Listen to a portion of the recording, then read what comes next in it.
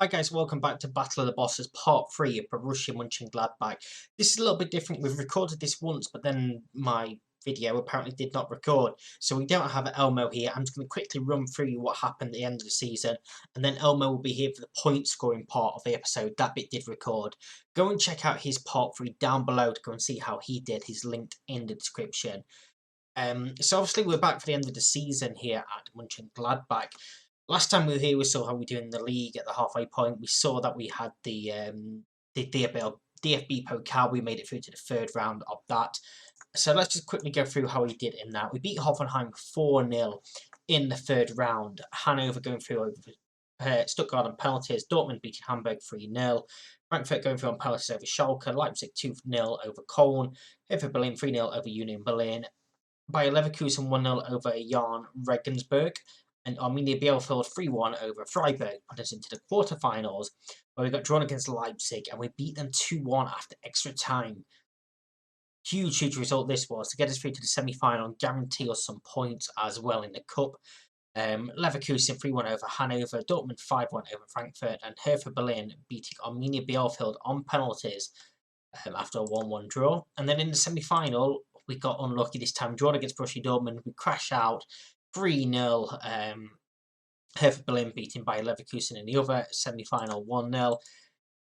And Dortmund taking the DFB Pokal 1-0 in the final over Hertha Berlin. Bundesliga-wise, if we just go to the league table here, you can see we finished in 7th place. My top 4 challenge really did not end up coming to fruition.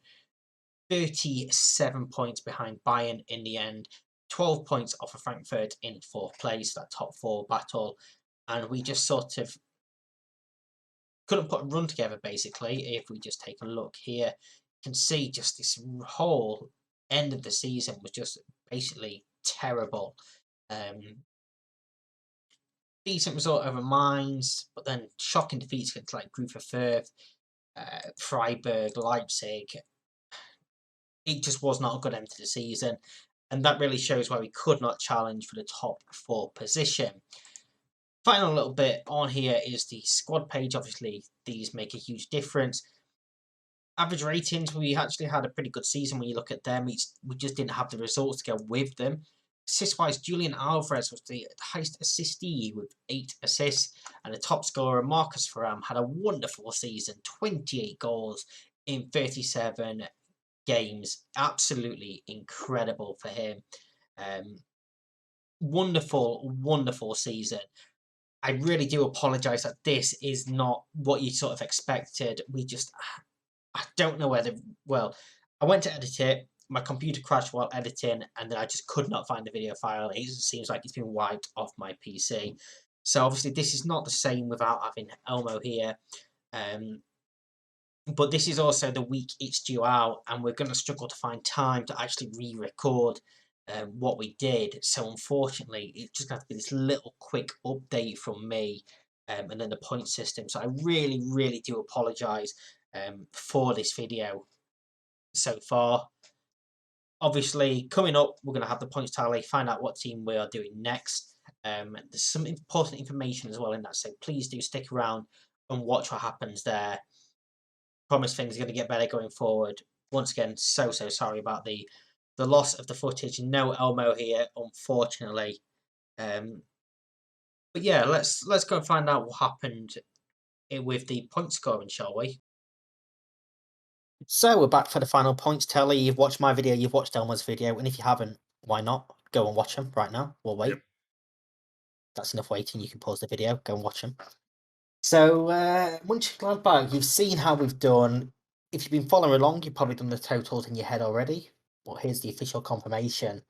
So, Bundesliga, 25 points winning the league, and then second's 19th, third is 18th, and so on. It's just 1 point less for every position. I finished in 7th position, so I got 14 points. You finished 7th position, so you get 14 points. So we're level. Yay. Nothing to split us, and that's where it finished now.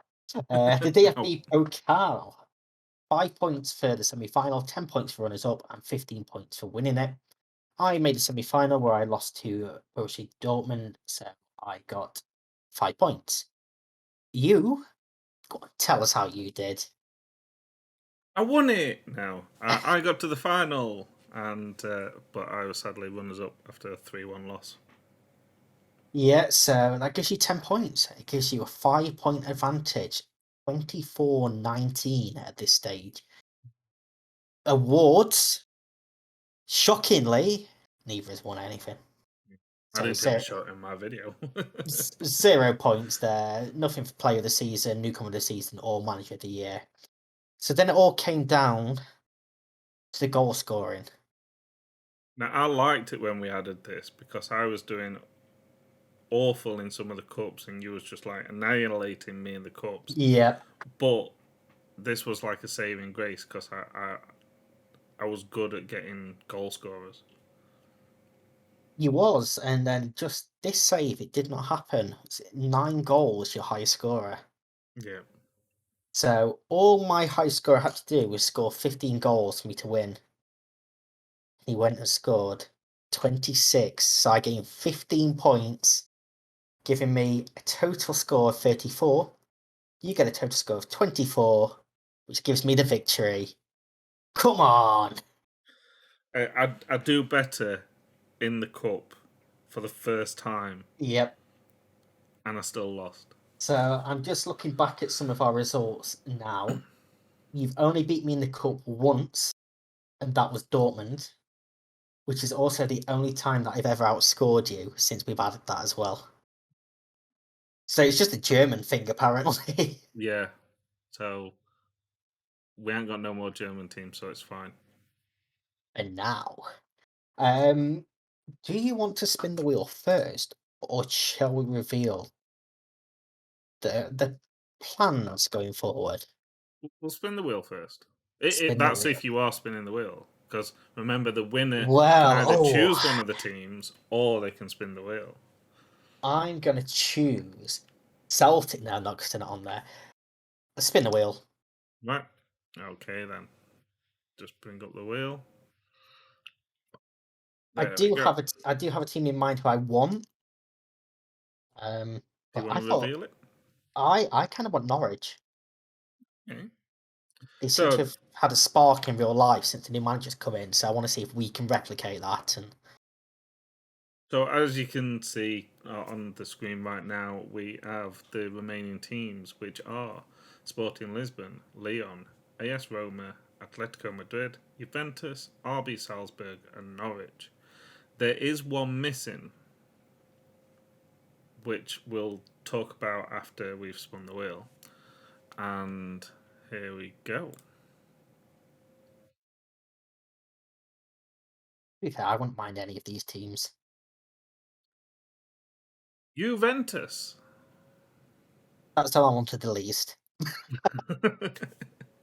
So we've gone back to one of the top clubs in their league now from Yes, after yes, we the have. Mönchengladbach. A team that So aren't doing fantastic in real life either, just fifth in the league. mm, So pressure. How can we replace Ronaldo? That's the question. yeah, I don't actually know how much money they've actually got as well, so that'll be interesting to see. But no, so the next one that we are going to be doing is Juventus, but one of the teams that is missing off this wheel is Salford, and the reason why Salford is missing off this wheel is we both kind of had a brainwave without discussing it, and then once we discussed it, it's like, oh yeah, I thought that as well. So we are going to be doing Salford, and now obviously they're not in one of the top leagues in their country, which makes it more interesting because we are going to be doing 5 seasons with Salford. So just like these videos, we're going to be doing the transfer window, the January transfer window, and end of the season for season 1. Then we're going to be doing Juventus. One season for Juventus, and then we'll do season 2 for Salford. We have got a lot of discussing to do in terms of points because obviously Yep. it's not fair if I finish 15th in the League 2 seasons in a row, but Tuna gets relegated and then wins the league because he'll get a lot of points for winning that league. So we've got a lot of discussions on points and things like that to look at. But that's what's going to be coming next. So we're going to be taking Salford for 5 seasons, which that's a big challenge. More Lone FC or ridiculous installments because I don't have to deal with it. Oh, Um, this should be fun.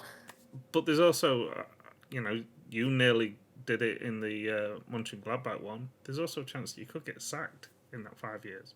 Yes, I was And very, very close. So, if one person does it for 5 years, but someone gets sacked after 3 years, they're losing a lot of points there.